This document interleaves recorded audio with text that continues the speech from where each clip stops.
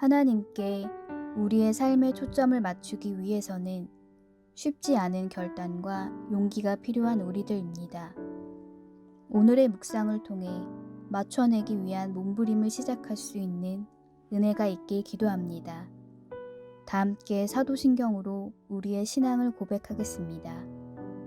전능하사 천지를 만드신 하나님 아버지를 내가 믿사오며 그 외아들 우리 주 예수 그리스도를 믿사오니 이는 성령으로 잉태하사 동정녀 마리아에게 나시고 본디오 빌라도에게 고난을 받으사 십자가에 못 박혀 죽으시고 장사한 지 사흘 만에 죽은 자 가운데서 다시 살아나시며 하늘에 오르사 전능하신 하나님 우편에 앉아 계시다가 저리로서 산 자와 죽은 자를 심판하러 오시리라. 성령을 믿사오며 거룩한 공회와 성도가 서로 교통하는 것과 죄를 사하여 주시는 것과 몸이 다시 사는 것과 영원히 사는 것을 믿사옵나이다. 아멘.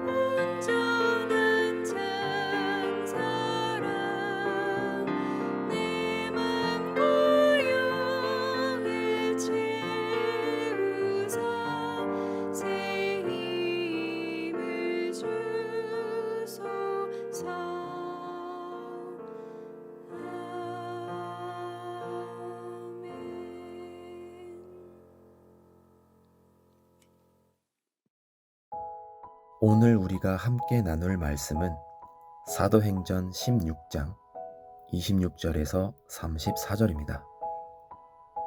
이에 갑자기 큰 지진이 나서 옥토가 움직이고 문이 곧 다 열리며 모든 사람들의 매인 것이 다 벗어진지라. 간수가 자다가 깨어 옥문들이 열린 것을 보고 죄수들이 도망한 줄 생각하고 칼을 빼어 자결하려 하거늘 바울이 크게 소리질러 이르되 내 몸을 상하지 말라. 우리가 다 여기 있노라 하니 간수가 등불을 달라고 하며 뛰어들어가 무서워 떨며 바울과 실라 앞에 엎드리고 그들을 데리고 나가 이르되 선생들이여 내가 어떻게 하여야 구원을 받으리이까 하거늘 이르되 주 예수를 믿으라. 그리하면 너와 내 집이 구원을 받으리라 하고 주의 말씀을 그 사람과 그 집에 있는 모든 사람에게 전하더라. 그 밤 그 시각에 간수가 그들을 데려다가 그 맞은 자리를 씻어주고 자기와 그 온 가족이 다 세례를 받은 후 그들을 데리고 자기 집에 올라가서 음식을 차려주고 그와 온 집안이 하나님을 믿음으로 크게 기뻐하니라. 아멘. 반갑습니다. 오늘 사도행전 16장 26절부터 34절을 중심으로 믿음이라는 주제의 말씀을 함께 나누겠습니다. 우리가 신앙생활 할 때 우리 역할에 대해서 잘 모르고 당연하게 생각해왔던 내용들을 그저 지켜나갈 때가 많이 있습니다. 가령 이런 것들이죠. 대단한 일을 이루고 내가 더 쓸모 있어지고 유명해지고 칭찬을 받고 영향력을 가지는 것이 성도의 사명, 성도의 역할인 것처럼 생각하는 사람들이 있습니다. 그런데 그렇지가 않습니다. 하나님은 우리에게 하나님께 혜택을 베풀고 그래서 더 쓸모 있는 사람이 되고 더 훌륭한 사람이 되라고 하시지 않고 우리 역할이 그저 놀라는 것이다 이렇게 말씀을 하십니다. 그저 놀라는 것, 다르게 표현하면 감격하고 감사하는 것이죠. 그게 우리 역할이요 사명이라는 겁니다. 무엇에 대해서 놀라고 감격합니까? 하나님이 행하신 일들에 대해서 놀라는 것입니다. 우리 하나님이 이런 분이셨어? 야, 진짜 완전 너무 좋다. 이게 우리의 역할이라는 것이죠. 그거를 보고 찬양이라고 부르고 경배라고 부릅니다. 성도의 역할이 무엇인가 하는 것에 대해서 우리는 하나님이 행하신 일에 대해 깜짝깜짝 놀라는 일을 맡았다 라고 이해하시면 된다는 겁니다. 그게 찬양과 경배다 이것이죠. 인간은 자기의 최선을 다해서 사막밖에는 만들어낼 수 없는 존재들입니다. 사막밖에 만들어낼 수 없다는 거에 대해서 얼마 전에 그게 인간의 한계라고 말씀을 드렸습니다. 가치 있는 것, 선한 것 우리는 죽었다 깨나도 못 만들어낸다. 그래서 더 많이 노력하면 되겠지. 그렇지 않습니다. 공로를 많이 쌓으면 되겠지. 그렇지 않습니다. 얼마 전에 한 목사님께서 설교하신 이후에 같이 했던 찬양 중에 돈으로도 못 가요 라는 노래가 있었죠. 바로 그것입니다. 우리가 돈을 많이 가졌다고 해서 많은 선행을 행한다고 해서 우리가 대단한 이름을 갖는다고 해서 대단한 지위를 얻는다고 권력을 갖는다고 해서 우리가 선한 것 만들어낼 수 없다는 것이죠. 그것은 오직 하나님이 주시는 선물이다 라는 겁니다. 가치 있는 것을 만들어낼 수 없는 것이 인간의 한계인데 우리 안에 가치 있는 것, 선한 것, 생명을 만들어내시는 분은 오직 하나님이시라는 것입니다. 가치 있는 것을 만들어낼 수 없는 인간들을 데려다가 가장 놀라운 열매를 만들어내시는 분이 하나님이십니다. 그게 어제 본문에서 우리가 확인했던 바울입니다. 바울은 처음에 좋은 의도를 가지고 자기가 할 수 있는 최선을 다해서 귀신 들린 여종을 도왔습니다. 사실 바울은 귀신 들린 여자를 돕기 위해서 그곳에 간 것은 아니었습니다. 복음을 전하려고 간 것이었습니다. 예상하지 못했던 일들을 만났고 귀신을 내쫓아준 결과 처음에 예정했던 복음 증거의 길이 완전히 끊어져 버렸습니다. 그들은 매를 맞았고 발에 착고를 차고 감옥에 갇혔습니다. 전혀 예상하지 못했던 일들이 바울의 선택 이후에 막 나오게 되죠. 처음에 계획했던 복음 사역은 완전히 물 건너간 겁니다. 근데 하나님께서는 그 깊은 밤 바울의 모든 계획이 무너지고 다 깨졌을 때 그 감옥에서 바울 속에 무엇을 만들어내십니까? 기도와 찬양을 만들어내시죠. 그리고 그 소리를 다른 모든 죄수들이 듣습니다. 그게 하나님께 영광이었다고 말씀을 드렸습니다. 근데 25절을 잘 보시면 기도와 찬양이 나오는데 그 순서가 중요합니다. 기도를 먼저 한 후에 찬양을 하죠. 기도는 그 자체로 중요한 게 아니고 기도의 중요한 것은 무엇입니까? 기도의 대상과 근거 그리고 기도의 내용이라고 말씀을 드렸습니다. 이 사람들이 무슨 기도를 했을까요?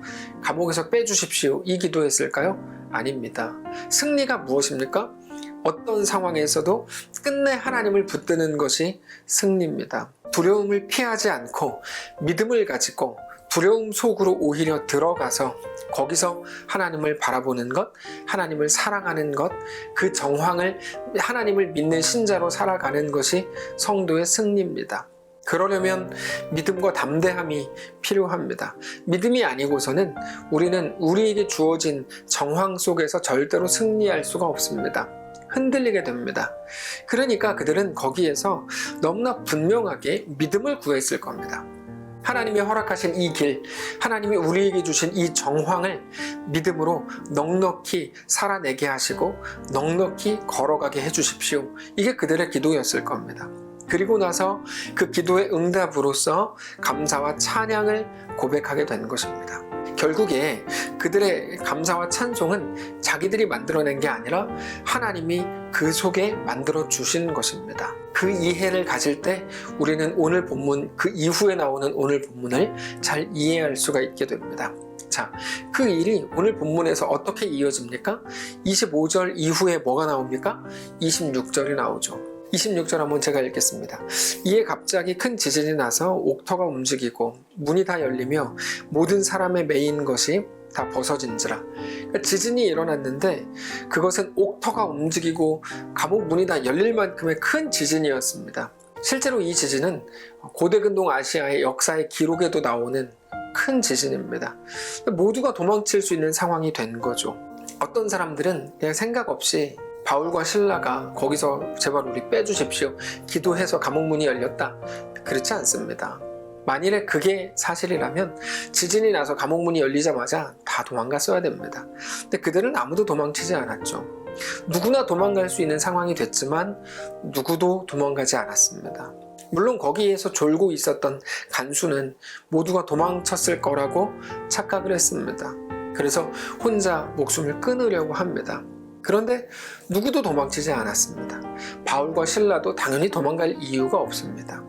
그들은 거기에서 하나님이 그렇다면 그 이후에 어떤 일을 이루실까에 집중하고 있었습니다.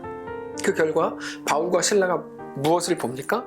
죄수들이 다 도망쳤을 거라고 착각한 간수가 이 일에 책임을 지고 난 어차피 죽을 거니까 여기서 죽어야지 생각하고 스스로 칼을 빼내서 죽으려고 하는 것을 봅니다. 그들 도망쳤다면 그것을 보지 못했을 겁니다. 그러나 그 자리에 그들이 있었기 때문에 그 모습을 보았고, 그래서 급하게 소리를 지르죠. 27절, 28절 한 목소리로 읽겠습니다. 간수가 자다가 깨어 옥문들이 열린 것을 보고 죄수들이 도망한 줄 생각하고 칼을 빼어 자결하려 하거늘 바울이 크게 소리질러 이르되 내 몸을 상하지 말라, 우리가 다 여기 있노라 하니. 아무도 도망 안 갔다는 겁니다. 우리가 다 여기 있다. 그때 간수가 깜짝 놀라죠. 간수는 바울과 실라에 대해서 어느 정도 최소한의 정보가 있었을 겁니다. 그들이 예수를 전하던 사람들인데 귀신 들린 어떤 한 사람을 고쳐준 것 때문에 억울하게 감옥에 온 것. 감옥에서 남들은 다 그냥 욕하고 불평하고 신세한탄하는데 그 두 사람만큼은 기도를 하고 오히려 찬양을 하던 사람들이었다는 것을 간수가 알고 있었을 겁니다. 그래서 도대체 네가 믿는 예수님은 어떤 분이냐? 갇힌 것보다 크고 매맞는 것보다 크고 심지어 죽는 것보다 더 큰 너네가 믿는 예수는 누구냐? 이렇게 된 겁니다. 간수는 그들 앞에 엎드리죠. 이미 벌벌 떨고 있었습니다. 무서워서 벌벌 떨고 있는 겁니다. 어차피 죽으려고 했던 사람인데 뭐가 그렇게 무서워서 벌벌 떨고 있을까요? 무엇이 간수로 하여금 벌벌 떨게 만들었을까요? 최소한 내가 이렇게 해가지고 감옥문 열린 거 봤지? 너 나한테 까불면 죽어. 그거는 아니었던 것이 확실합니다. 어차피 죽으려고 했으니까요. 그러면 도대체 무엇이 간수로 하여금 죽을 만큼 벌벌 떨게 했냐는 겁니다. 구약시대에 하나님을 본 사람들은 다 벌벌 떨었습니다. 이사야도 그랬고요. 죄인의 몸으로 하나님을 본 자는 다 죽는다, 이 믿음 때문이었습니다. 그게 오늘 본문에서 그 간수를 벌벌 떨게 합니다. 간수는 바울과 실라를 통해서 하나님을 보았다고 확신한 겁니다. 그 자리에서 간수는 바울과 실라를 밖으로 데리고 나갑니다. 그리고 바울과 실라는 간수에게 복음을 전했을 겁니다. 하나님이 누구신지, 예수님은 누구신지 이렇게 복음을 전했을 겁니다. 간수가 이렇게 묻습니다. 30절. 그들을 데리고 나가 이르되 선생들이여 내가 어떻게 하여야 구원을 받으리까 하거늘. 이 질문은 감옥에서 갑작스럽게 얼떨결에 나온 질문이 아닙니다. 간수가 바울과 실라를 밖으로 데리고 나가서 다른 장소에서 대화하면서 그 후에 나온 질문입니다. 그때 바울이 유명한 말을 하죠. 31절, 32절입니다. 이르되 주 예수를 믿으라, 그리하면 너와 내 집이 구원을 받으리라 하고 주의 말씀을 그 사람과 그 집에 있는 모든 사람에게 전하더라. 자, 정리를 잘 한번 해봅시다. 복음을 전하려고 간 그곳에서 갑자기 예정에도 없던 귀신을 내쫓았고 그 어린 여자아이에 대한 그 마음, 그 안타까움, 그 괴로움이 발동이 돼서 귀신을 내쫓았고 그것 때문에 붙잡혀서 매맞고 모든 게 다 꼬였죠. 갇히고 복음 증거의 계획이 다 망쳤습니다. 그렇게 끝났습니까? 아닙니다. 하나님은 하나님이 예정하신 사람들에게 복음을 전하게 하셨고 그 결과 32절에서 모두에게 복음이 증거되었다는 겁니다. 우리의 생각과 다르죠. 사도행전은 계속 그거를 보여줘요. 우리 계획은 완전하지 않지만 하나님의 이끄심은 완전하다. 우리의 원함은 불완전하지만 우리에게 대한 하나님의 계획은 완전하다. 사람이 자기 생각으로 자기 길을 계획해 나갈지 모르겠지만 그 걸음을 인도하시는 분은 여호와시다. 우리의 판단과 우리의 생각과 우리의 옳음이 아니라 오직 하나님이 옳으시고 하나님이 완전하시고 하나님이 전능하시다는 사실을 믿으시기 바랍니다. 우리 삶도 하나도 다르지 않습니다. 성도 여러분, 오늘 말씀도 그렇고 늘 말씀을 나눌 때마다 드리는 말씀이지만 오늘 본문을 우리에게 보여주시는 것은 2000년 전에 이런 사건이 있었다 신기하지 그런 게 아닙니다. 오늘 우리에게 하나님이 하실 말씀이 있어서 그렇습니다. 우리 삶도 하나도 다르지 않다는 것이 하나님이 오늘 우리에게 주시려는 말씀입니다. 우리 계획이 틀어졌을 때라도 성도 여러분, 그러므로 실망하지 마십시오. 오늘 우리의 하나님이 완전하신 것을 믿으셔야 됩니다. 바울과 실라가 감옥에 있었던 것처럼 우리가 고통과 외로움의 긴 터널에 있을 때는 그것들이 마치 영원할 것 같아서 어떻게 해야 될 줄을 모릅니다. 너무너무 두렵습니다. 우리는 우리의 겨울이 영원할 것처럼 느껴집니다. 그게 너무 무섭습니다. 계속 지금과 같을 거라는 생각이 들기 때문입니다. 그러나 우리 하나님은 그들의 계획보다 그들의 실력보다 훨씬 더 강력하고 완전하게 일하십니다. 바울과 실라의 기도의 근거와 기도의 대상과 기도의 내용을 떠올려 보십시오. 지진이 일어나서 감옥문이 다 열렸을 때 그들이 하나님의 일하심, 하나님의 행하심을 보기 위해서 어떻게 했는지를 기억하십시오. 그리고 그 모든 일의 결과가 어떻게 이루어지고 완성됐는지 오늘 말씀을 통해 확인하십시오. 그리고 오늘 우리의 삶에도 하나님이 그렇게 행하시기를 기대하시고 다만 우리의 생각과는 차원이 다른 하나님의 완전하심을 기다리십시오. 우리 하나님은 우리의 완전하신 왕이시고 우리의 주인이시고 우리의 영원한 아버지이십니다. 그 은혜와 붙드심이 오늘 우리 주를 믿는, 주를 사랑하는, 주를 바라보는 모든 성도들에게 가득 임하시기를 축복합니다. 기도하겠습니다. 살아계신 하나님, 은혜 감사합니다. 오늘 말씀을 기억하며 하나님이 우리에게 행하실 일을 기대하기를 원합니다. 우리는 어떤 특정한 상황에만 들어가면 너무 어렵습니다. 힘듭니다. 고통스럽습니다. 두렵습니다. 무섭습니다. 그런데 하나님, 오직 하나님이 우리의 전능자이시기 때문에, 하나님 우리의 아버지이기 때문에, 하나님이 우리의 주인이기 때문에, 하나님이 우리를 이끌어 가시는 분이기 때문에 담대하고 안심하며 하나님 허락하시는 평안을 갖게 되기를 원합니다. 하나님의 놀라운 역사를 기대하고 기다리는 사랑하는 모든 성도들 될 수 있도록 인도하여 주옵소서. 여전히 고통 가운데, 두려움 가운데 오늘도 허우적거리는 성도들 붙드시고 그들이 기다리고 그들이 하나님의 은혜를 구하며 달려갈 때 놀랍게 성령으로 임하여 주시고 하나님만 우리의 왕이심이 우리 속에 다시 한번 기억되고 고백되는 날 되게 하옵소서. 우리 주인 되신 살아계신 예수님의 이름으로 기도합니다. 아멘. 사랑하는 성도 여러분, 오늘 하루를 하나님이 또 우리에게 허락하셨습니다. 믿음을 가지고 어떤 상황에서도 주님만을 바라보며 승리하시기를 축복합니다.